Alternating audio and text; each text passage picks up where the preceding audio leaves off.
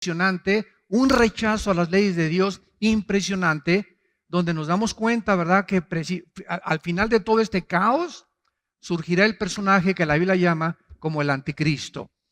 Entonces, necesitamos saber nosotros dónde ubicarnos. Nuestros hijos es la próxima generación. Si Cristo no viene ya ahorita saliendo aquí de la reunión o en la noche en el arrebatamiento de la iglesia, pero necesitamos pasarles la batuta a nuestros hijos y a la generación que nos sigue para que ellos puedan ubicarse y entender claramente el mundo que los rodea. Y no solamente concentrarnos, ¿verdad?, en trabajar. Pues, ¿para qué vives? Pues me levanto en la mañana, desayuno y voy a trabajar. Y después regreso a mi casa y me duermo. Y después vuelvo otra vez a trabajar. Y así te pueden pasar 20, 30 años sin que tú te des cuenta que naciste y viviste sin ninguna diferencia a los animales.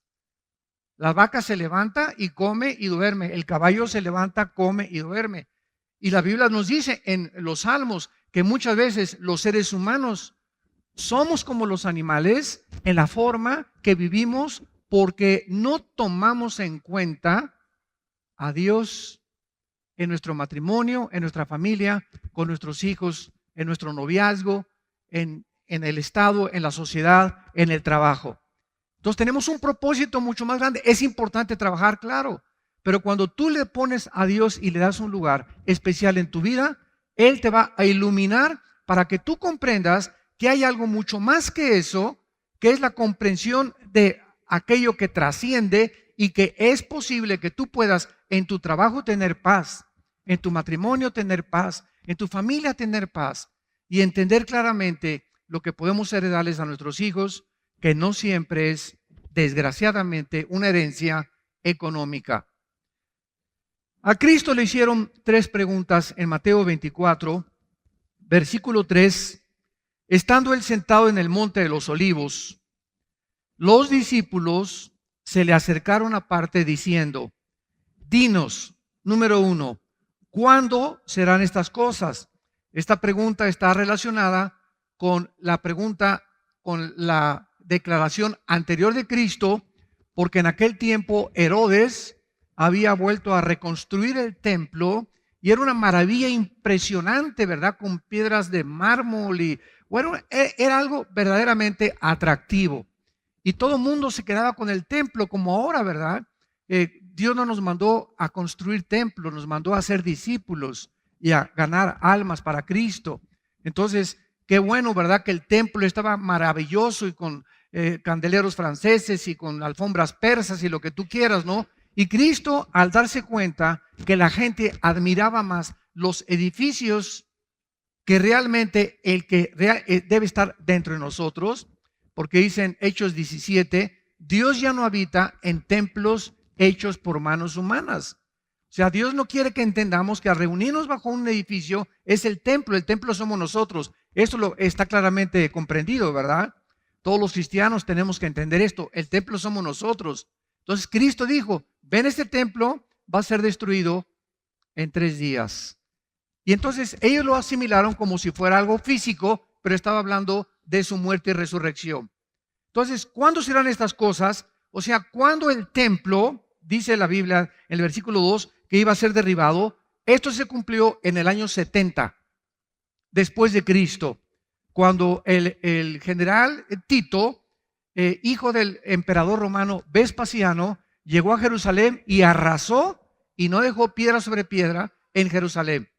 Desde ese tiempo hasta 1948, o sea, estamos hablando casi cerca de 2000 años, Jerusalén había estado completamente en manos de los gentiles y no había habido adoración, se dispersaron los judíos por el mundo entero, y en 1948, ante los ojos expectantes del mundo, Jerusalén se convierte y a Israel en un estado libre, soberano e independiente.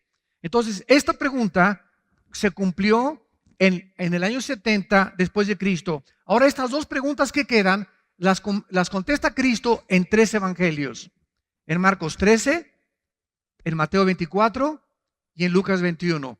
Aunque no veo que a muchos apuntando, se ve que tienen muy buena memoria.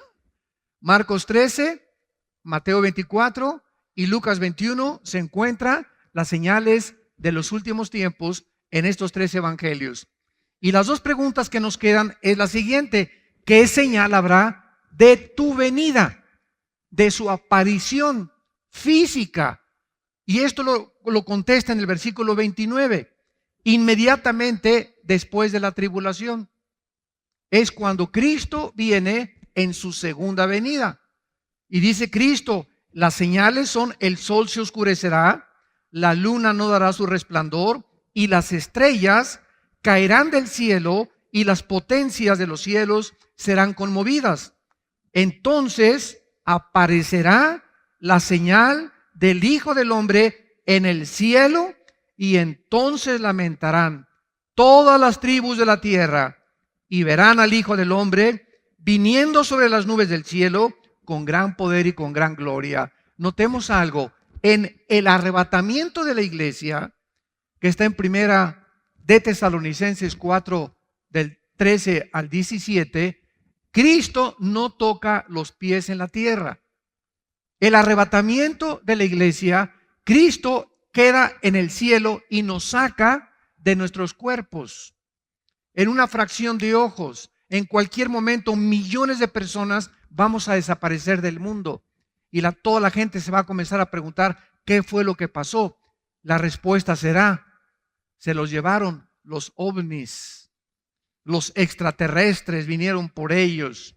Entonces, el arrebatamiento es una cosa diferente de la segunda venida. El arrebatamiento no viene con ninguna señal. El arrebatamiento es inminente. ¿Qué significa inminencia? Que en cualquier momento, en cualquier segundo, saliendo ahorita, hoy en la noche, mañana, dentro de una semana o dentro de un mes, pueden desaparecemos millones de personas de este mundo. La segunda venida será después de la tribulación, cuando el anticristo se enfrente en la guerra del Armagedón, cuando las naciones se junten, como lo vamos a ver, contra Jerusalén, y habrá señales en el cielo, se conmoverán las potencias de los cielos, y será algo visto por todo el mundo, tanto el occidente como el oriente. Verán a Cristo viniendo con nosotros y con sus ángeles, y bajamos ya con Él a establecer el reino milenial prometido a Abraham, Isaac, Jacob, David, Salomón y a todos los profetas del Antiguo Testamento. Entonces, esta es la señal. Y finalmente dice Cristo, la última pregunta: ¿y qué señal habrá del fin del siglo? Y es lo que estamos estudiando. ¿Qué señales se están cumpliendo ahorita en nuestra generación? Cristo contesta en el versículo 4, respondiendo Jesús les dijo, lo primero que Cristo les dijo es que tengamos cuidado de ser engañados con falsas señales. Desde luego, la capacidad de engañar la puedes ver tú en un mago. Muchos de ustedes han ido al circo o han ido a espectáculos de los magos, ¿verdad? Y luego estamos hablando de la magia blanca, que agarran el mago y te saca un pañuelo y te sacan los pájaros de aquí, salen los pájaros de por acá, etcétera, etcétera. Y el ojo se queda estupefacto. Y nos quedamos creyendo que realmente traía aquí una cotorra el mago, o que de aquí traía un pájaro, etcétera, etcétera, o que del sombrero saca un conejo, ¿verdad? Y todo obra alrededor de lo que se llama el engaño de la mente y de los ojos. David Copperfield, por ejemplo, es uno de los magos más sobresalientes en el siglo XX y XXI. Él tiene su espectáculo en Las Vegas regularmente, y tú vas a ver a David Copperfield. Hace algún tiempo mi esposa y nosotros fuimos a ver qué es lo que realmente estaba, y te paras enfrente de él y de repente aparece ahí en la pared y volteas y dice, pero hace segundos estaba aquí y ahora él está ahí. ¿Y saben ustedes cómo se llama esto? Esto se llama un holograma. O sea, tú puedes presentar aquí a un cantante muy famoso sin que él esté. Es el holograma de él. Y aparece y crees y lo jurarías que es él. Es como una condensación en el área y en el espacio de esta persona. Y no es él, no está ahí. Y muchos ya están haciendo eso en el mundo. cuando se enferman de la tos algunos cantantes o espectáculos, aparecen hologramas de ellos y son realmente como si fueran ellos en realidad. ¿Qué cosa? Engañan al público. Bueno, si el engaño puede ser físico, imaginémonos el engaño espiritual. Ahora, ¿cómo podemos prevenirnos nosotros ante el engaño espiritual? Porque en el engaño físico, a menos que el mago me diga cómo está el truco, oye, ¿cómo le hiciste para sacar ese conejo?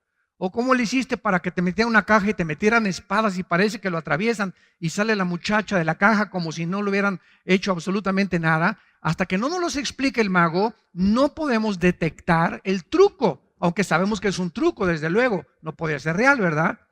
Pero ¿cómo podemos discernir nosotros el problema de no ser engañados espiritualmente? Vayamos al libro de los Hebreos y veamos en el capítulo 5, porque es tiempo de tomar en serio a Dios. Hebreos 5 dice el versículo 12 al 14, porque debiendo ser ya maestros, o sea, si hay cristianos que me escuchan en esta mañana o a través de las redes sociales, ahorita estamos en internet y estamos alcanzando a millones de personas ahorita a través del internet. Todas las personas que nos escuchan, si tú eres un cristiano que ya tienes 5, 6, 8 años de cristiano y en todo este tiempo ni siquiera a tus hijos les has compartido, por ejemplo, ahorita lo que estás aprendiendo, por eso es tan importante tomar notas, porque no siempre la memoria nos falla. Y hoy llegas en la tarde con tu mamacita que está enferma, que no puede venir a la iglesia, y le compartes el estudio, esta conferencia de hoy, mamita, fíjate que encontramos, el pastor habló de las señales, etcétera, etcétera. ¿Qué significa esto? Que somos llamados a que lo que recibimos tenemos que entregar.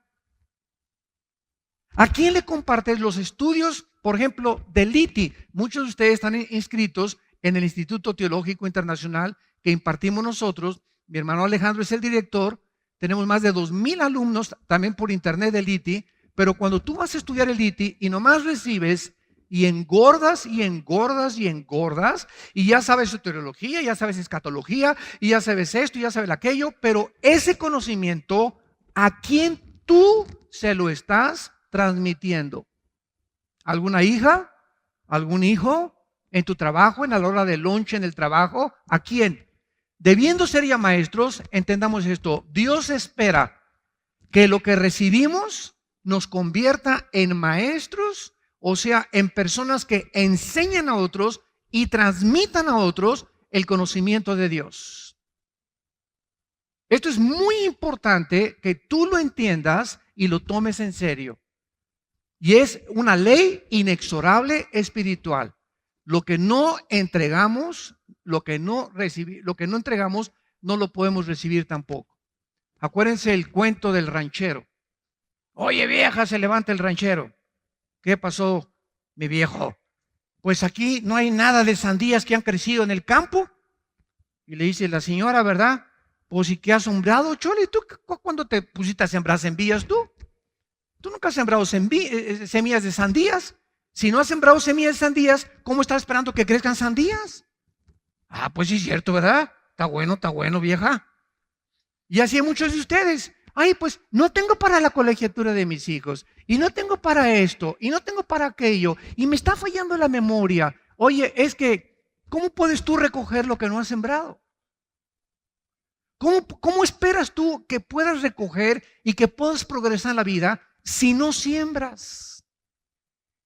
¿Cómo esperas que tu entendimiento crezca y tu comprensión crezca espiritualmente si lo que te da Dios es para engordar nomás para ti? Nomás le echas a las bolsas y a las bolsas y a las bolsas, y el conocimiento, no solamente económicamente, también espiritualmente, nada más te engordas y ya sabes mucho y vas al seminario, lo que tú quieras, o conoces mucho de la Biblia, pero ese conocimiento aquí lo tienes. Si tú no das lo que tú tienes, Dios cierra la puerta y la llave. Cierra la llave. ¿Sabes por qué lo hace? Porque nos envanece el conocimiento. El conocimiento envanece. Pero cuando comenzamos a compartir ese conocimiento, entonces nos edificamos y edificamos a los demás. Y fuimos llamados para edificar a los demás. Los dones que nos da Dios, todo lo que Dios nos da es para edificar a su iglesia. Debiendo ser ya maestros, después de tanto tiempo, tienen necesidad de que se les vuelva a enseñar cuáles son los primeros rudimentos de la palabra de Dios. Y habéis llegado a ser tales que tenéis necesidad de leche y no de alimento sólido. Los rudimentos son las cosas más, los principios elementales de la Biblia. ¿Cuál es el más elemental de todos? Antes de que subiera Cristo al cielo, que dijo: id a las naciones y predicar el evangelio y hacer discípulos. Fue la primera orden, se llama la Gran Comisión. Haz discípulos, o sea, convierte a gente, háblale de Cristo y conviértelo en un seguidor mío, dice Jesús. Pero si tú no le enseñas cómo me pueden seguir, la gente no me puede seguir. Entonces los cristianos estamos llamados a hablar de Cristo a nuestros hijos, a nuestro cuñado, en el empleo, en la oficina, en el bufete, en el consultorio médico, y que esas personas simplemente no se queden ahí, sino dales: te traigo este cassette, te traigo este CD, te traigo esta conferencia, estarlos alimentando para que puedan crecer en el conocimiento del Señor. Y dice el versículo 13, entonces, porque tú no has hecho esto, ¿sabes cómo te clasifica Dios? Si tú no eres un maestro, si tú no eres una persona que estás compartiendo la palabra de Dios, dice la Biblia que Dios cierra la llave y te quedas en la infancia espiritual. Hay millones de cristianos en el mundo, que tienen 10 años en Cristo y preguntan: ¿puede un cristiano celebrar la Navidad? ¿Puede un cristiano celebrar el sábado? ¿Puede un cristiano comer carne de puerco? ¿Puede un cristiano ir a una discoteca? ¿Puede mi hija de 15 años bailar el vals y puedo ir a una fiesta o puedo ir a un baile, etcétera, etcétera? Debiendo ser maestros y teniendo ya una claridad de lo que a Dios le gusta y lo que a Dios no le gusta, aún no saben discernir y siguen preguntando. ¿Por qué? Porque son niños, infantes espirituales y fácilmente engañados. Porque si hay alguien fácil de engañar, es a los niños, ¿verdad? Con trucos. Si a los adultos se nos engaña, imagínense a los niños. Entonces dice: están participando de la leche y no de la palabra de justicia, porque es niño. El alimento sólido, o sea, a un niño no le das una chuleta de puerco, a un niño no le das un tibón, a un niño no le das pescado, a un niño le das Gerber, lechita, cosas ligeras, porque no tiene dientes. Hasta que le crezcan los dientes, el niño es capaz de poder asimilar la comida y masticar. Entonces hay muchos de ustedes que todavía no tienen dientes espirituales y todavía, ¿qué significa la predestinación? Y es cierto que Dios es poderoso. Si es poderoso, ¿por qué no destruye al diablo? ¿Por qué no ha acabado Dios con la maldad si Él tiene el poder? Si no ha acabado con la maldad, conclusión, es porque Dios no existe o porque no es bueno. Estos silogismos y esta tesis que les acabo de presentar son las que argumentan los ateos contra nosotros los cristianos. Y te agarran en un programa de radio o te entrevistan en la televisión o vas a algún foro universitario. Tú eres cristiano, a ver, pásale para acá. O cuando estés en la universidad, en el Politécnico, en la universidad o en cualquier lado donde tú estudies, y comienzan a atacarte porque somos el blanco de la burla. Porque la mayor parte de la filosofía secular saben que no tenemos respuestas. Y por eso atacan a los cristianos y se burlan de ellos. El alimento sólido es para los que han alcanzado madurez por el amor de Dios.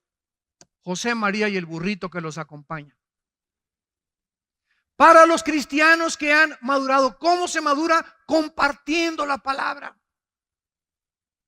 En el momento en que damos la palabra y hablamos la palabra y enseñamos la palabra, y a mi mamá, y voy a visitar al asilo, y a los viejitos les comparto la palabra. En el momento que estamos entregando la palabra de Dios, hay algo misterioso que sucede en el mundo espiritual, que al dar nos edifica a nosotros y nos madura más rápido de lo que nos imaginamos. Es para los que han alcanzado madurez, para los que por el uso tienen los sentidos ejercitados en el ¿qué cosa? Discernimiento. Esta palabra diacrisis en el griego significa distinguir entre lo que es bueno y lo que es mal, entre el bien y entre el mal. Entonces, si tú quieres no ser engañado en la época que vivimos y no ser engañado por lo que dice CNN en la televisión y lo que dice Fox News y lo que dice la revista Cosmopolitan y lo que dice Chispirito y lo que dice, bueno, Virito y Capulina ya no existen, ¿verdad? Fueron de mi época. Bueno, etcétera, etcétera, ¿verdad? Si no queremos ser engañados y no queremos ser orientados con una falsa información de los medios de comunicación, necesitamos madurar en Cristo. Necesitamos entender que necesitamos madurar. Muy bien, regresamos a Mateo y es la primera advertencia que Cristo nos hace. Cuídense de ser engañados.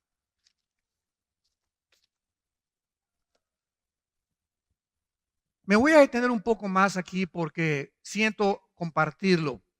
Hace poco en Estados Unidos, una pareja, ella era de Arabia Saudita, él era de origen musulmán, de repente se llama radicalización. ¿Qué cosa es cuando una persona es radicalizada?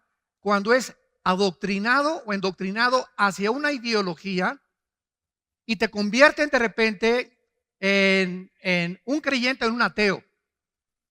O de repente te conviertes y aceptas que la filosofía de ISIS, el grupo terrorista monstruoso que está ahorita tratando de establecer el califato en el Medio Oriente, es lo que tú fuiste llamado, y van jóvenes de México y de Estados Unidos y de Italia y se unen a un grupo terrorista porque son personas que están buscando algo por lo cual vivir, cansados de la hipocresía del gobierno, de las religiones, etcétera, etcétera, y se quieren identificar por algo. Esto es algo inherente de la juventud, el idealismo, y entonces abrazan engañados una ideología o un sistema de pensamiento que los va a llevar a su propia autodestrucción. Pero lo que quiero compartir es lo siguiente. En todos estos casos, lo que los sociólogos, antropólogos, psiquiatras o psicólogos están percibiendo es que cómo puede una persona cambiar en 24 horas. La mamá de uno de los jóvenes estos radicalizados que mataron a 14, se metieron a 14 a un centro de discapacitados con ametralladoras R-15 Bushmaster y entraron con pistolas Sig Sauer y con pistolas 45, etcétera, etcétera, y mataron allá a 14 personas sin decir agua va. Y de repente dice la mamá, pero ¿cómo es posible? Tenían un bebé y eran buenas gentes.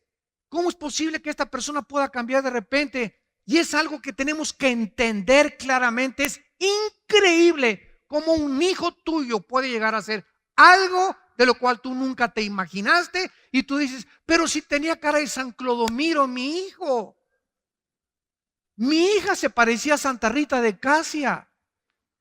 O esta persona era mi compañero en mi trabajo, era amable, era una buena persona. Y de repente lo encuentras que está involucrado, ¿verdad?, en algo tremendo. O un pedrasta, o como lo puedo decir, ¿verdad?, porque es del conocimiento público, este negrito Bill Cosby, que después de ser uno de los comediantes más famosos de Estados Unidos, violó a más de 45 muchachas. Y de repente se abre la coladera y sale toda la mugre y se manifiestan los corazones. Entonces, esto es lo que yo quiero decir. Es increíble cómo una persona puede comenzar bien y terminar mal. Una de las cosas que me he dado cuenta en los 38 años que tengo, no de edad, ¿verdad? Ni de convertido tampoco. Pero en todos estos 38 años, porque en el 74 yo me convertí, en el 77 formé parte de un grupo evangelista y me fui de misionero 3 años a la sierra entre Oaxaca y entre Guerrero. Alán, mis hijos estaban chiquititos, éramos completamente pobres, comíamos la papaya que arrancábamos del árbol, se los pueden decir mis hijos, los mangos que cortábamos, lo que yo pescaba en el mar. No teníamos, yo dormía, me tapaba con periódicos cuando estaba con los misioneros.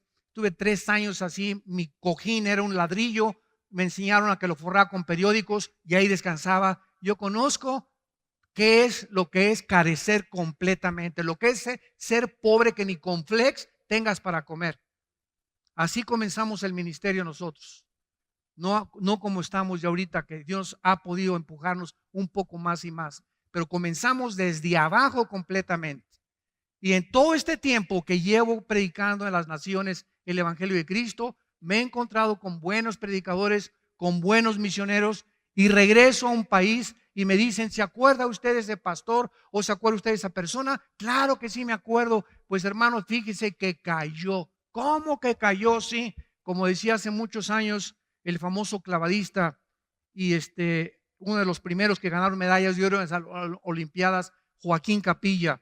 En 1952-53, Joaquín Capilla fue el primer mexicano en ganar una medalla de oro en clavados. Y Capilla, que iba a nuestra iglesia, ya murió hace algunos años, nos decía: la lana, la fama y la dama. El dinero, el orgullo y las mujeres son los 3 enemigos de cualquier varón. Si no cae por una mujer, cae por amor al dinero o cae por amor al control y al dominio de los demás. Y estas son las cosas en las que debemos de tener cuidado y abrir completamente nuestros sentidos espirituales y darnos cuenta que un varón no puede jugar con las mujeres. Número 1. Un varón tiene que tener mucho cuidado en cómo administra sus bienes materiales. Y un varón nunca debe estar, nunca una persona que busca el control de otras personas o el dominio de otras personas es de Dios. Los más grandes siervos de Dios y los más grandes hombres que Dios usa son aquellos que no te dicen quiero un puesto o una posición, sino que te dicen ¿dónde puedo venir a barrer? ¿Dónde puedo venir a ayudar? ¿Dónde puedo venir a servir? Ayer en el desayuno, un ejemplo, ayer en el desayuno vino un hombre desde Saltillo al desayuno, desde Saltillo, Coahuila. Desde allá vino 12 horas manejando. Únicamente quería venir al desayuno. Llegó aquí a las 5 de la mañana al hotel. Ahí lo encontraron en la puerta. Y lo encontró uno de los siervos que trabajan con nosotros. Y le preguntó, ¿qué hace usted aquí? Estoy esperando la conferencia. Oiga, pero comienza hasta las 9:30. No importa. ¿Puedo barrer o puedo hacer algo mientras viene la conferencia? Y cuando llegué le tuve que dedicar, ¿verdad?, todo el tiempo posible, porque él quería hablar conmigo, quería retratarse conmigo, dice que ama la palabra de Dios. Y cuando yo supe todas estas cosas, yo vi ahí un potencial de un gran hombre que Dios va a levantar. Imagínense nada más, ¿qué puedo hacer mientras se abren las puertas del hotel? ¿Puedo barrer? Me quieren llevar una persona con medios económicos solventes. ¿Puedo acomodar las sillas? Esos corazones son los que Dios busca. Entre ustedes, el que sirve a los demás es el más grande entre ustedes. No el que busca que lo sirvan, el que se somete a la autoridad y no le importa qué humillación tenga. Ese es el corazón de Cristo, que siendo igual a Dios, no estimó el ser igual a Dios, sino que se humilló a sí mismo y tomó la forma de un siervo con nosotros. Y estando en condición de siervo, se humilló hasta lo sumo, haciéndose obediente hasta la muerte y muerte de cruz. Y eso lo hizo por el amor que nos tenía. Ahora veamos a continuación en el versículo 12. En las conferencias anteriores analizamos las guerras, los rumores de guerras, etcétera, etcétera, los terremotos, las hambres. Y en el versículo 12 vemos otra señal y vamos a ver si es relevante a lo que Jesús profetizó. Y por haberse multiplicado la maldad, el amor de muchos se enfriará. No está hablando de la gente que no es cristiana, porque la gente que no es cristiana no conoce el amor de Dios. En primera de Juan dice, Dios es amor. Y los que no aman como ama a Dios, no han conocido a Dios. Y la palabra amor que la Biblia usa es la palabra ágape, en el griego. Ágape, que significa amar incondicionalmente. Es el amor que los maridos debemos tener a nuestra esposa. Efesios 5, 24 y 25. Maridos, amen a vuestra esposa como Cristo agapeó, como Cristo incondicionalmente, siendo aún pecadores, no esperándonos que nos portara bien, así de sucios nos amó hasta la muerte. Entonces no vengas, por favor, pues hasta que no se porte como Santa Mónica, mi esposa, y hasta que no me haga mis huevitos como chorizo, como a mí me gustan, y hasta que no sepa que aquí yo soy el que mando, yo no puedo amarla así. ¿Sabes una cosa? Ahí estás condicionando tu amor. Muy bien, esta palabra maldad es la palabra anomia en el griego. Por haberse multiplicado la anomia. ¿Qué es la palabra anomia? Es la palabra que significa rebelión, escucha, contra las leyes morales.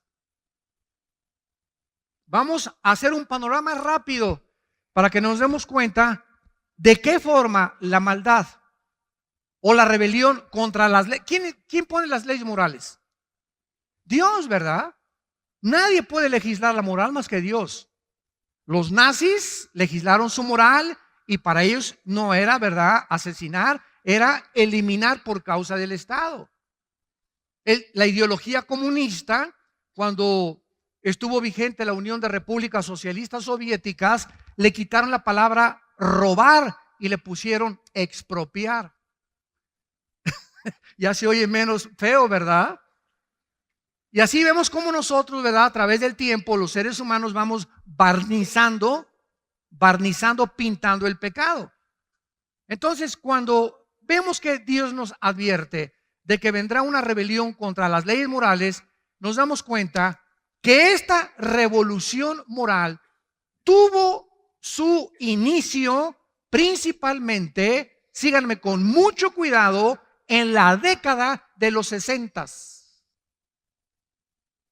En la década de los 60, estamos hablando hace aproximadamente 55 años, se inició una revolución en contra de las leyes morales de Dios, de inmoralidad e intelectualidad, principalmente en el occidente. Veamos rápidamente, desde los 60 hubo un surgimiento del ateísmo, del hipismo, el relativismo, el humanismo, evolucionismo, materialismo, hedonismo, etcétera, etcétera. Llega a las Américas Elvis Presley, los Beatles, los Rolling Stones, los Doors, Judas Priest, otros grupos de heavy metal que introducen, principalmente por los Beatles introducen al mundo la marihuana a los jóvenes.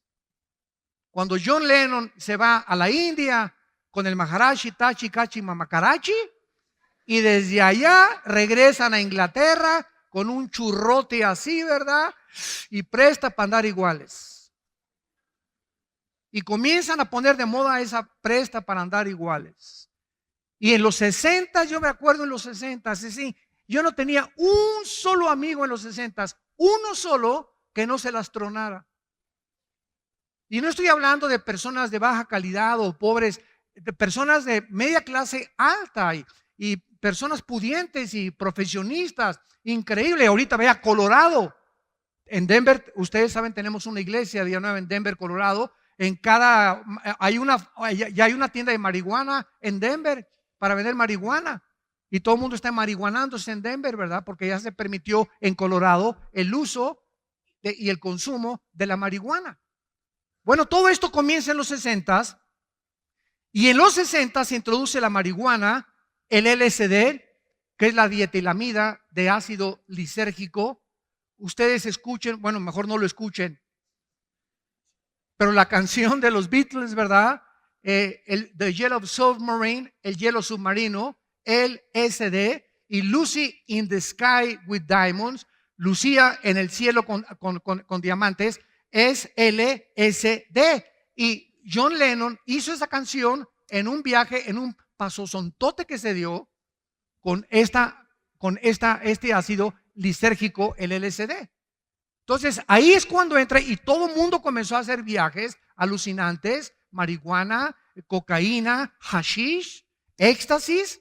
Y además de esto, en los 60s comienza la liberación sexual, donde se juntan millones de jóvenes en el mundo, para que tengan idea de cómo esto ha evolucionado, protestando contra la guerra de Vietnam, protestando contra la guerra de Corea, protestando contra la hipocresía de los adultos, contra los gobiernos, y se juntaron lo que se llamaron los hippies. Pregúntenle a mi hermano Alejandro, que fue hippie. Mi hermano Alex, ¿verdad? Que es ahorita el director, quien lo creyera, ¿verdad? Que es el director del Instituto Teológico Internacional, traía el pelo hasta para acá, por acá, y peace and love, ¿verdad?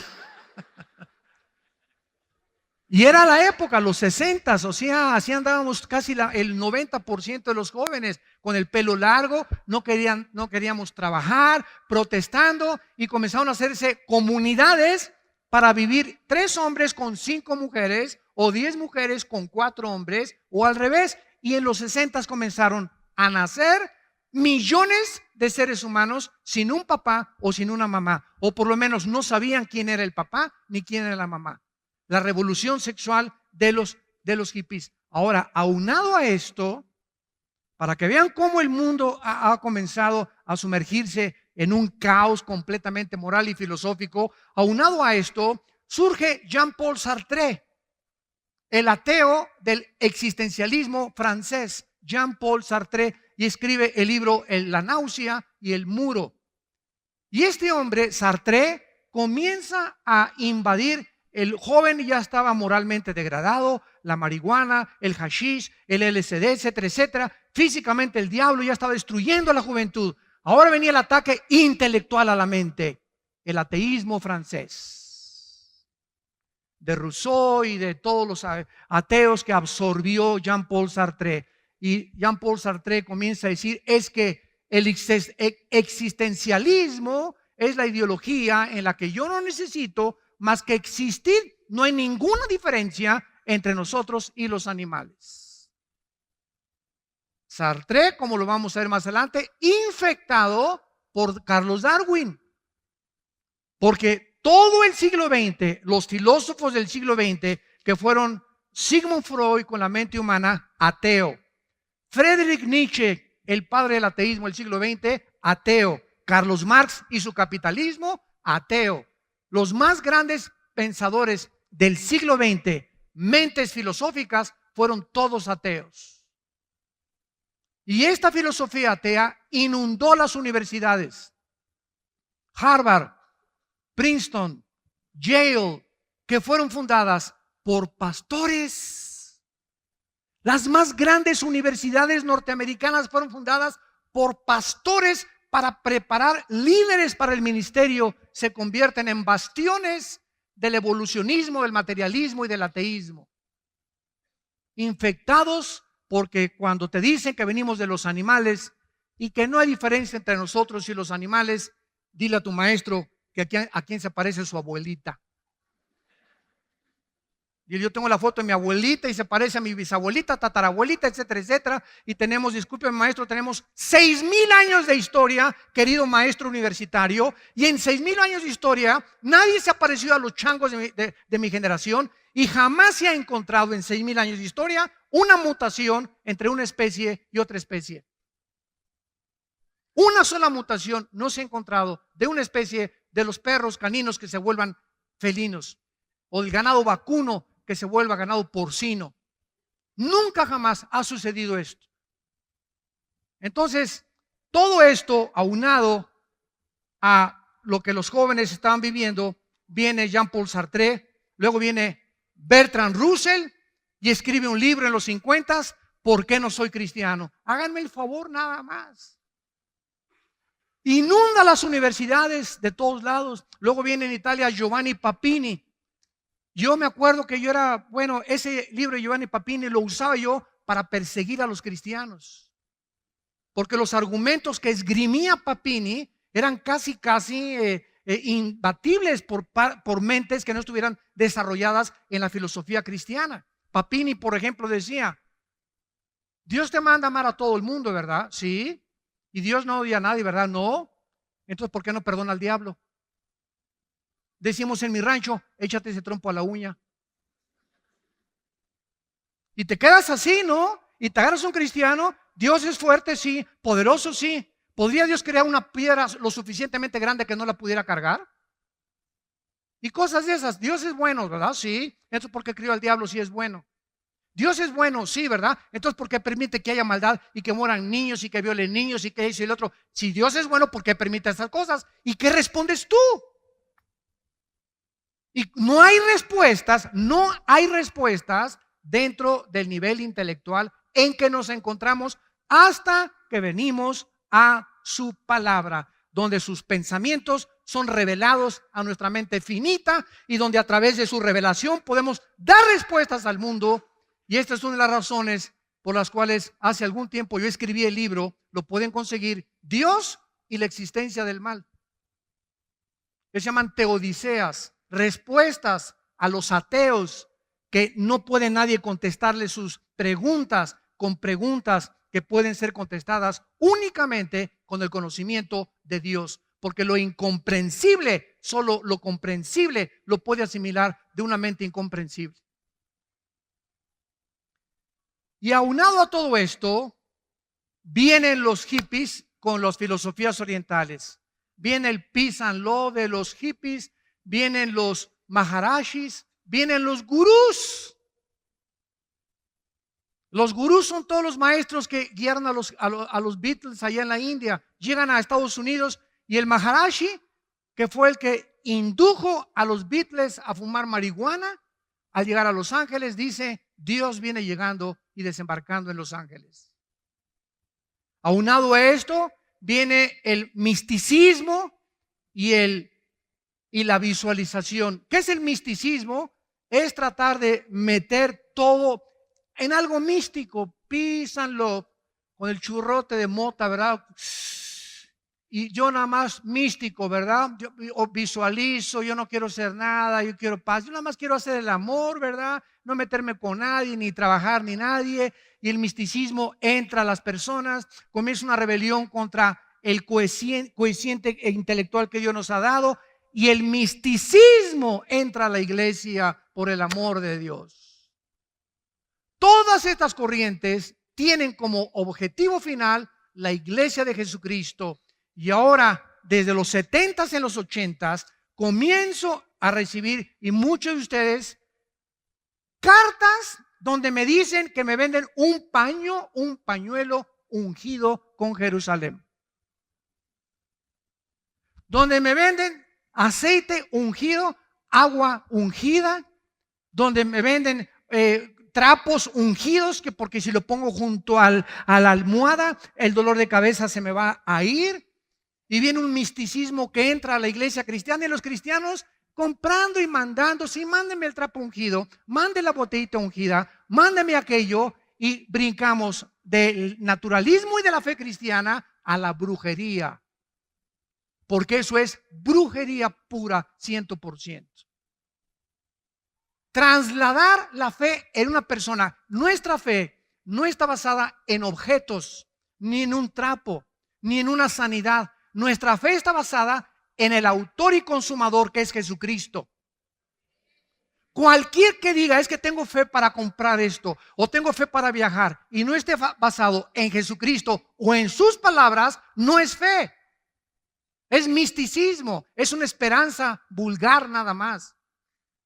Y la iglesia cristiana se comienza a sumergir en el misticismo, en la brujería. La brujería entra a la iglesia. ¿Es posible que la brujería entre a la iglesia? Por el amor de Dios, lean Gálatas capítulo 5, versículo 1. La iglesia de Galacia era una iglesia influida por demonios. ¿Cómo lo sabemos? Porque cuando Pablo dice, estoy fascinado que hayan sido ustedes extraviados de la fe, esa palabra fascinación es la palabra que se usa para brujería. Estaban hechizados la iglesia de Gálatas con el legalismo de la ley mosaica.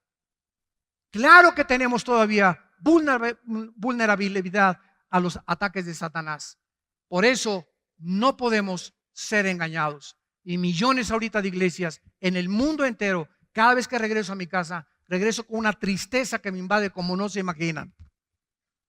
Los cristianos, ¿verdad?, no se disipulan entre semana, solamente se comen una torta milanesa el domingo y ya con eso creen que les va a durar toda la semana. No estudian la Biblia profundamente, no se enseña profecía, no se enseña escatología, no se enseñan los fundamentos de la palabra de Dios, y la iglesia está en el misticismo, experiencias. Tóqueme, hermano, para que tenga otra unción. ¿Cómo que otra unción? Hay una sola unción nada más, es el Espíritu Santo. No hay dos ni tres, por el amor de Dios. Ni en la Biblia del Mormón se encuentra una tercera unción. Y todo esto, y los cristianos, amén, amén, aleluya. ¿Cuál amén? Vive el diablo, amén. Tengo que hablarles de esta manera porque nos encontramos en los tiempos finales. Y Jesús dijo, como en los tiempos de Noé, así será mi venida. La mayoría no entendieron y se los llevó a todos del diluvio. Y los cristianos en nuestra época no quieren entender, no quieren servir, no quieren amar a Dios con todo su corazón. Quieren, ¿verdad?, que se les sirva y llegan a la iglesia. En esta iglesia no hay amor, me voy donde me amen. Tú no vas a la iglesia a buscar quien te ame. Tú llegas a la iglesia a buscar a quien tú amar, a quien abrazar, a quien darle un favor, por quien orar, por quien tener misericordia, a quien dar mientras más demos. Todo lo que Dios nos ha dado, dinero, conocimiento, intelectualidad, todo lo que demos, todo lo que salga de nosotros, nos lo regresa a Dios multiplicado. Salta de tu cascarón ya, rompe tu cascarón ya de egoísmo donde vives. Es el ego de nosotros. Y me hicieron esto, y me pusieron por allá, y vienes a servir. Venimos a servir todos, somos siervos inútiles. Ahora hasta apóstoles ya hay. El año que entra va a ser un papa ya.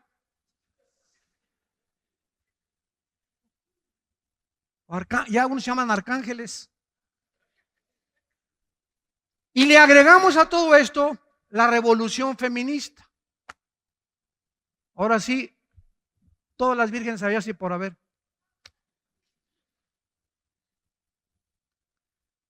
La revolución feminista, las mujeres hartas, cansadas del machismo. Cansadas de que ya macho camacho nada más en su casa.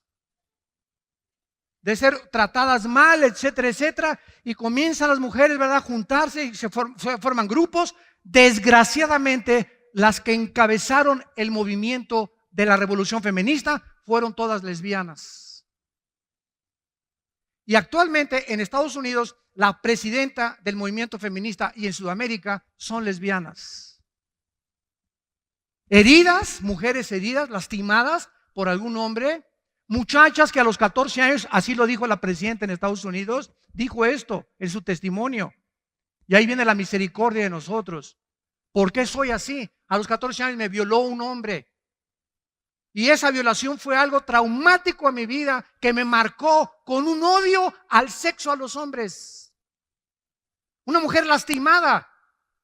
A los 18 años, una mujer lesbiana se acerca conmigo y me comienza a acariciar, etcétera, etcétera. Y comienzo a buscar entonces el amor de las mujeres. Y ya a los 25 o 30 años de edad es muy difícil que se pueda cambiar las neuronas del cerebro más que por la sangre de Jesucristo. Nada más Cristo puede cambiar la condición de una persona lastimada y herida así.